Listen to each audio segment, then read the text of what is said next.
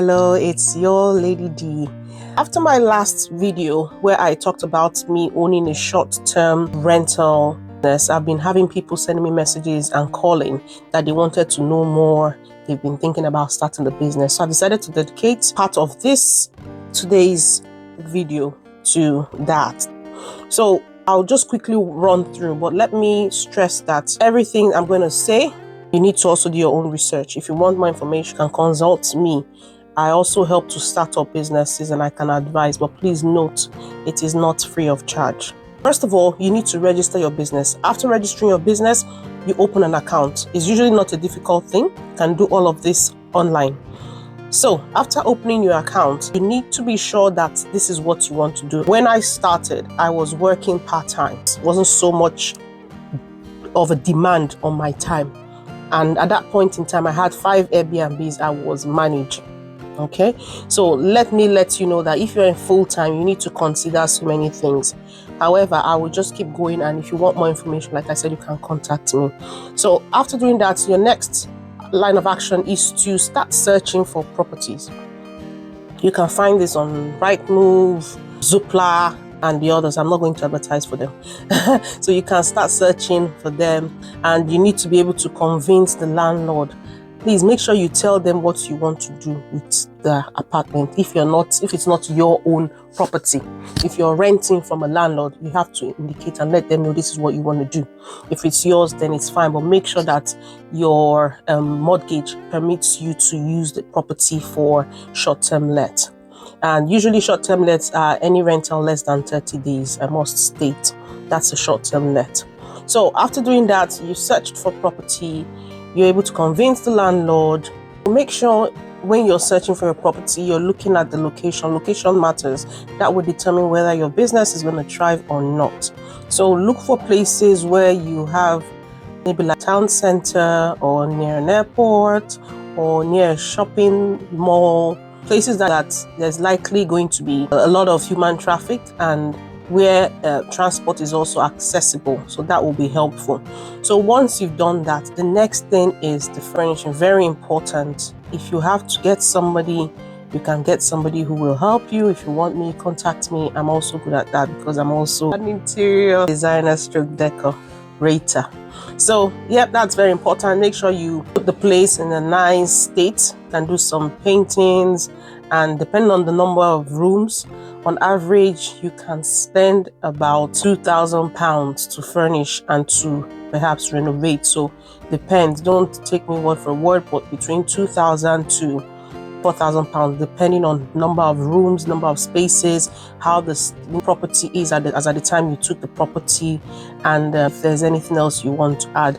I will always suggest you can buy stuff from Facebook Marketplace. Always be on the lookout.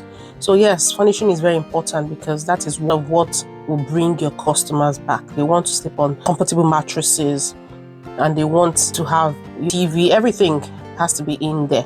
Once you've done that, make sure you use your phone to take pictures, or you can get a professional photographer to help take some pictures. Again, that is very important because they will not come and view. They can only see the pictures on whichever platform you decide to advertise your property.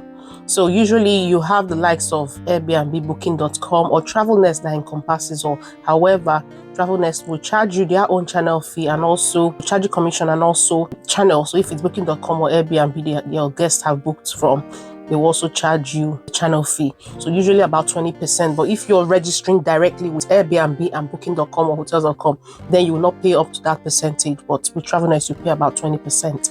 So that's for that. So once you are able to register on the platforms, obviously they'll do the advertising for you. So quickly, I want to talk about finances. That's very important. I would just state that depending on the location, you have to get ready, set aside money for your rent. In fact, make sure you set aside like 2 months rent because you probably will not pick up immediately. So you should be able to afford that, and then deposit for the property. If there's any cost of renovation, put it down. You can have a budget of maybe about £500. Again, it depends on the number of bedrooms and the state of the property. Also, cost of your furniture and your fittings, and again, things like your council tax you must consider, but I'll call those ones running expenses. But like for you to start up, at least you should have between 4,500 up to about 6,000 to 7,000 pounds to start off. Regular expenses on a monthly basis you'll be thinking of. So I hope you're putting this down. Make sure you have it noted. Like I said, your council tax, which is going to be monthly, your electric, gas, water bill, TV license. Have those ready. Very, very important, I will say. Your cleaning and laundry expenses. Yes, those could be variable because it all depends on when you have somebody coming into the property.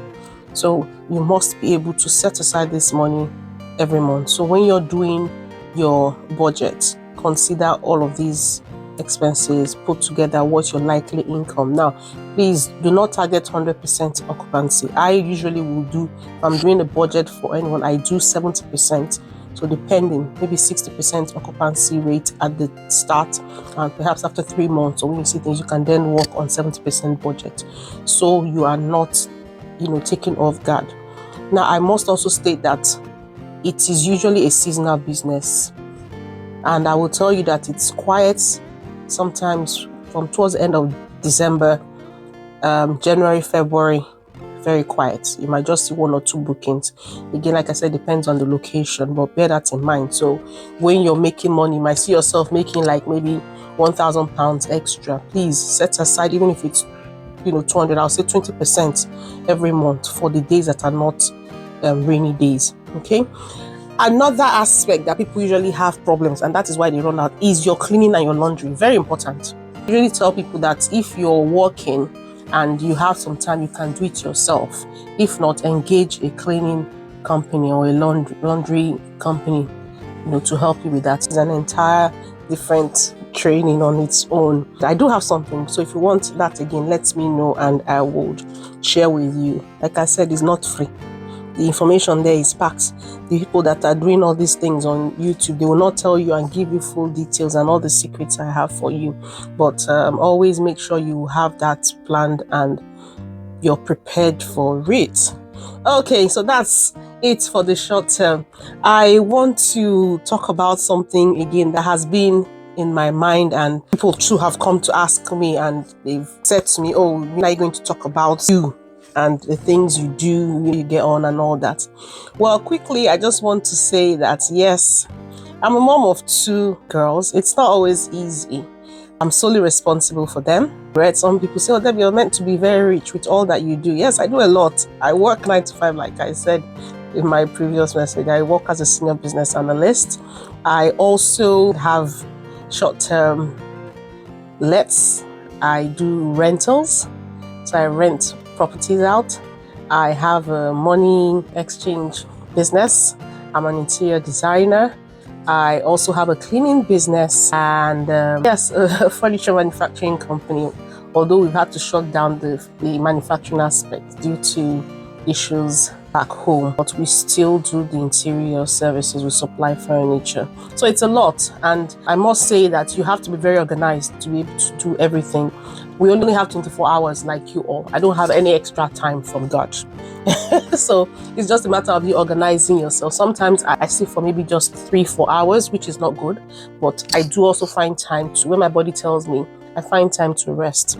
One important thing I try to do is to organize myself. You have to be very organized. I will talk some other time on managing finances. Somebody actually sent me a message recently, oh, they needed to manage their time and also their budget, their finances, because those are 2 major things that have actually been causing a lot of problems in homes. So I will do that also. So that's it for now. Do take care and stay blessed. Please like, subscribe and share. Bye.